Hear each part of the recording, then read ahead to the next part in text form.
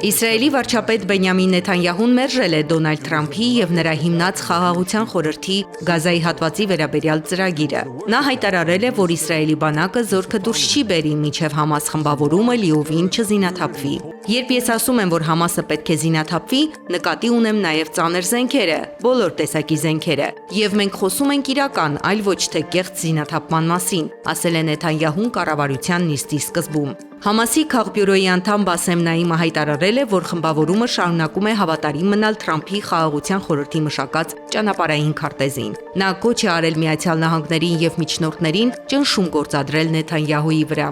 Իրանի գերագույն հոգևոր առաջնորդ Մոջտաբա Խամենեին Մոհսեն Ռեզայիին նշանակել է իր ներկայացուցիչն ազգային անվտանգության գերագույն խորհրդում։ Մինչ այս Ռեզային Իրանի գերագույն առաջնորդի ռազմական գծով խորհրդականն էր։ Նա Միացյալ Նահանգների հարցում կոշտ գծի կողմնակից է եւ բազմիցս կողմ է արտահայտվել Միացյալ Նահանգների հանդեպ ճնշումն ուժեղացնելու ուկտին։ Դամասկոսն ու Մոսկվան հուշագիր են ստորագրել Սիրիայում Ռուսաստանի ներկայության վերակազմակերպման վերաբերյալ, հաղորդում է սիրիական սանագործակալությունը, հղում անելով երկրի արտգործնախարարությանը։ Համաձայնագրի համաձայն քաղաքացիական օբյեկտները կփոխանցվեն Սիրիայի վերահսկողությանը, իսկ ռուսական ռազմաբազաները կդառնան համատեղ ուսումնական կենտրոններ։ Նախարարությունից հայտնել են, որ Դամասկոսը կստանձնի Հմեյմի օդանավակայանի եւ Տարտուսի նավահանգստի 4-րդ առևտրային նավամատույցի քաղաքացիական վերահսկողությունը, թույլ տալով դրանց աստիճանական ինտեգրումը երկրի քաղաքացիական կառուցվածքին։ Ռուսաստանի իշխանությունները դեռևս չեն մեկնաբանել այս լուրը։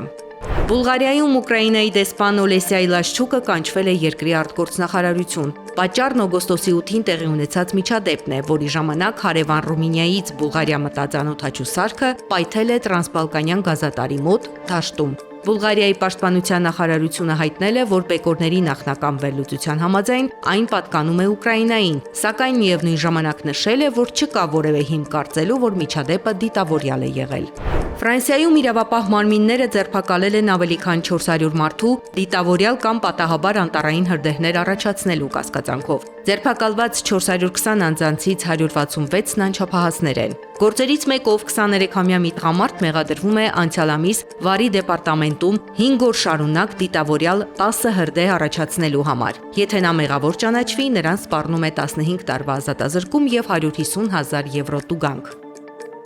Արտառոց դեպք է տեղի ունեցել օդում։ Մալայզիայից Հնդկաստան թռչող ինքնաթիռի ուղևորը փորձել է բացել վթարային ելքի դուռն ավելի քան 9 կիլոմետր բարձրության վրա։ Մյուս ուղևորները ոլորել են նրա ձեռքերը եւ կապել։ Ավելի ուշ նրան ձերբակալել են, իսկ թե ինչու էր որոշել օդում բացել ինքնաթիռի վթարային դուռը, պատասխանել է՝ այդպես էի ուզում։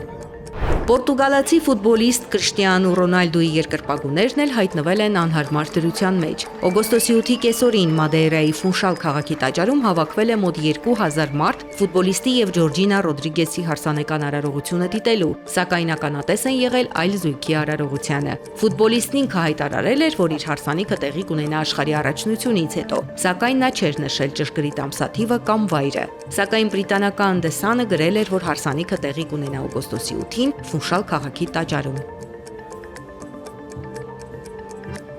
Զարա Սարգսյան, Գեղամ Ղազարյան, ABC Media։